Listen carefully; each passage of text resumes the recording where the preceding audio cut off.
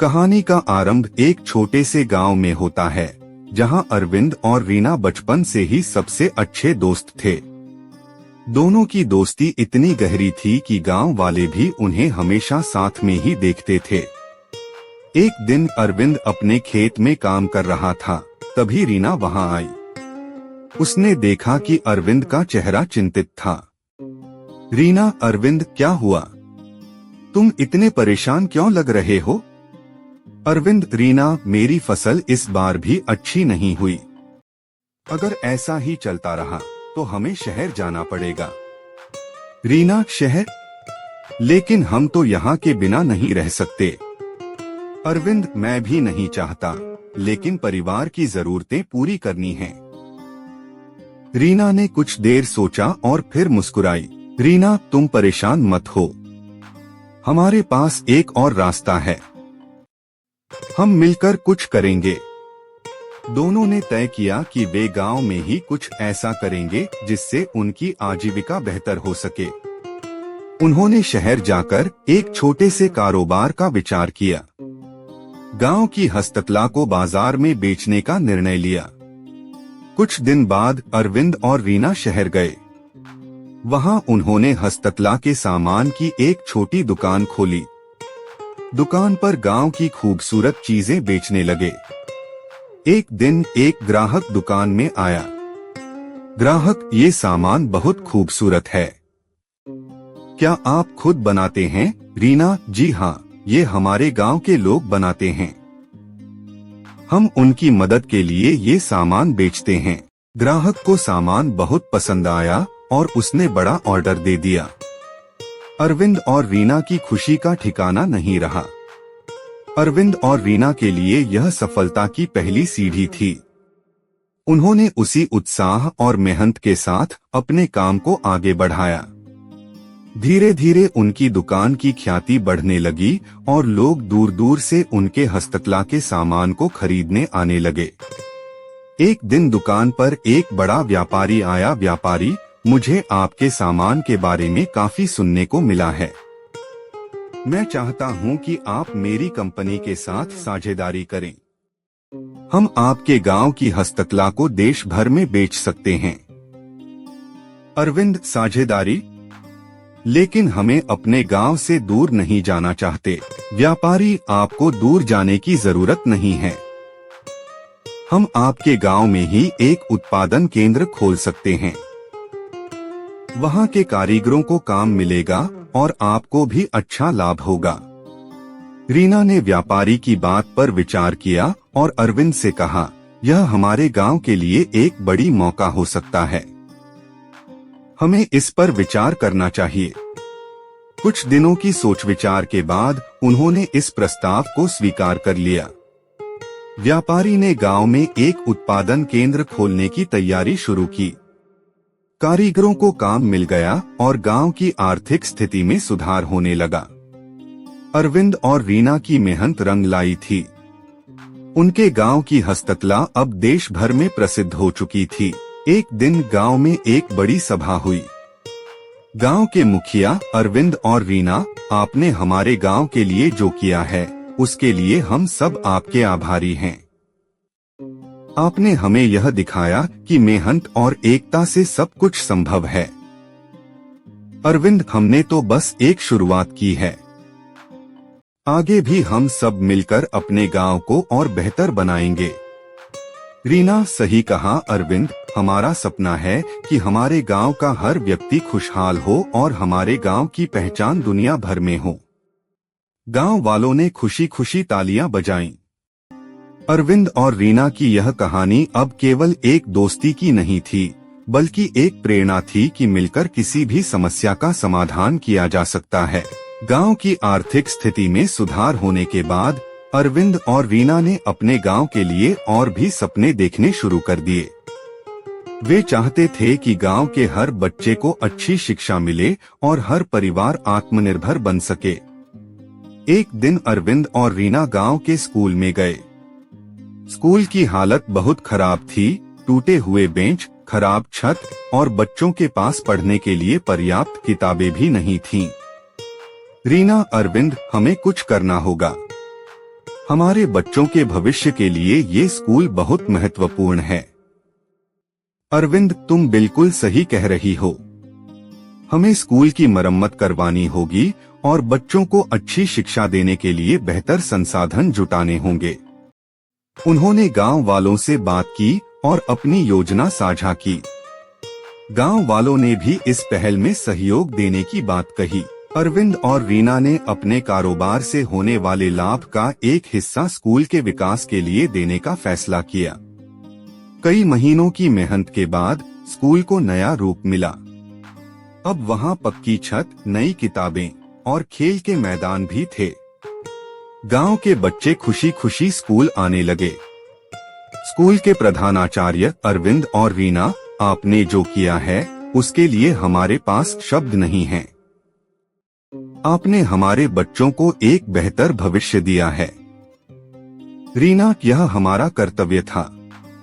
हमें विश्वास है कि हमारे गांव के बच्चे अब पढ़ लिख कर अपने सपनों को साकार कर सकेंगे। स्कूल के सुधार के बाद अरविंद और रीना ने गांव में स्वच्छ पानी और बिजली की सुविधा के लिए भी काम शुरू किया। उन्होंने सरकार से मदद ली और अपनी दुकानों की कमाई का एक हिस्सा इन परियोजनाओं में लगाया। धीरे धीरे गांव में हर घर में बिजली पहुंच गई और पीने के लिए साफ पानी मिलने लगा। गांव में अब हर ओर खुशहाली थी। लोग अरविंद और रीना को धन्यवाद देने के लिए उनके पास आते थे। एक दिन गांव में एक बड़ा उत्सव आयोजित किया गया। गांव वालों ने अरविंद और रीना को मुख्य अतिथि के रूप में बुलाया। मुखिया, आज हम सभी इस उत्सव में इसलिए जुटे हैं क्योंकि हमारे गांव ने जो तरक्की की है वह अरविंद और रीना की मेहनत और लगन का परिणाम है। गांव वाले, हम सभी आपके आभारी हैं। आपने हमारे सपनों को हकीकत में बदल दिया है। अरविंद, हमने सिर्फ शुरुआत की है। हमारा लक्ष्य है कि हमारा गांव देश भर में एक उदाहरण बने। हमें मिलकर और भी काम करना है। रीना, सही कहा, हमें एकजुट होकर आगे बढ़ना है। एकता और मेहनत से हम और भी ऊंचाइयों को छू सकते हैं। उत्सव के बाद अरविंद और रीना ने एक नई योजना बनाई। उन्होंने गांव में एक छोटा अस्पताल खोलने का निर्णय लिया ताकि हर किसी को स्वास्थ्य सेवाएं मिल सकें।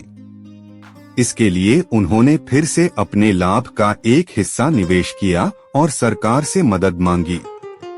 कुछ महीनों बाद गांव में एक छोटा लेकिन पूरी तरह से सुसज्जित अस्पताल बनकर तैयार हो गया। अब गांव वालों को इलाज के लिए दूर नहीं जाना पड़ता था। अस्पताल खुलने के बाद गांव वालों की जिंदगी में एक और बड़ी राहत आ गई।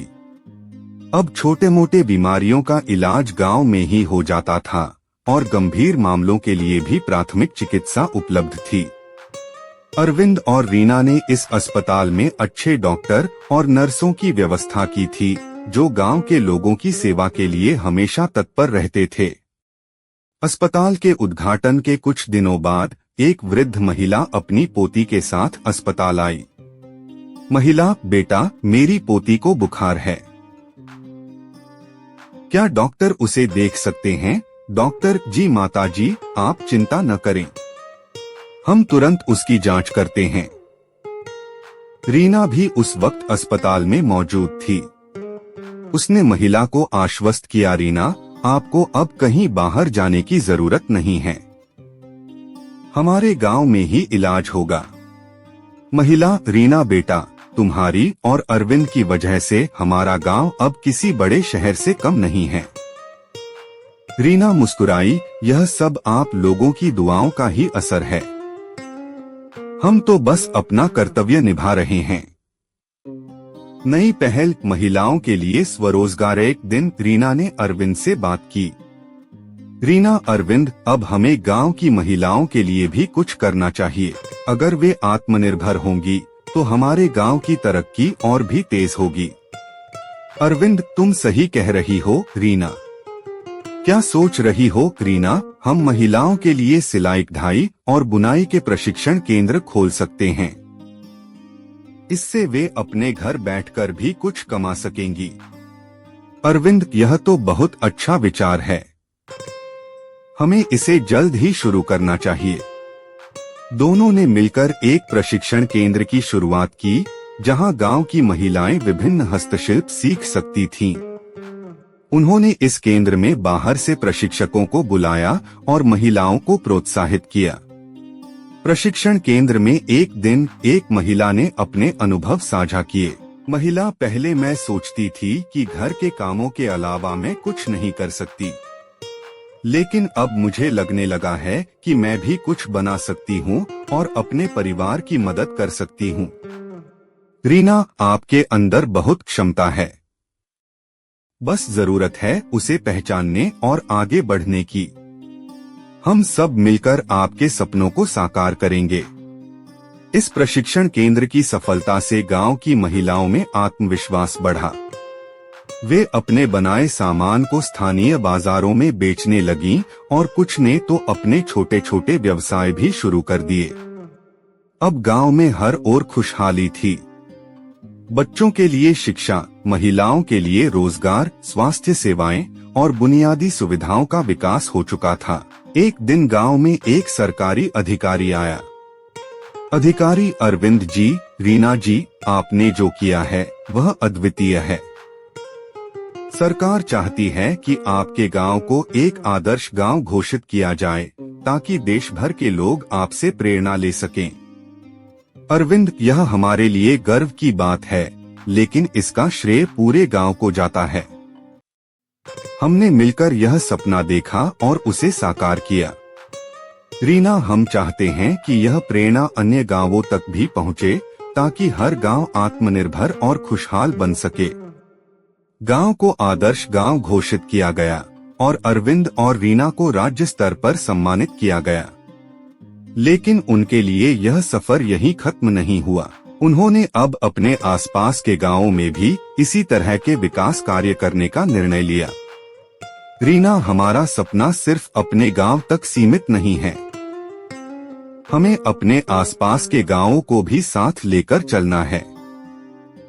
अरविंद: हाँ रीना, जब तक हर गांव आत्मनिर्भर नहीं होगा, तब तक हमारा काम अधूरा रहेगा। दोनों ने फिर से एक नई यात्रा की शुरुआत की, जिसमें उनका उद्देश्य था कि हर गांव खुशहाल और आत्मनिर्भर बने। उनकी यह कहानी न केवल उनके गांव बल्कि पूरे क्षेत्र में एक प्रेरणा बन गई कि मेहनत, एकता और सही दिशा में प्रयास से किसी भी मुश्किल को हल किया जा सकता है।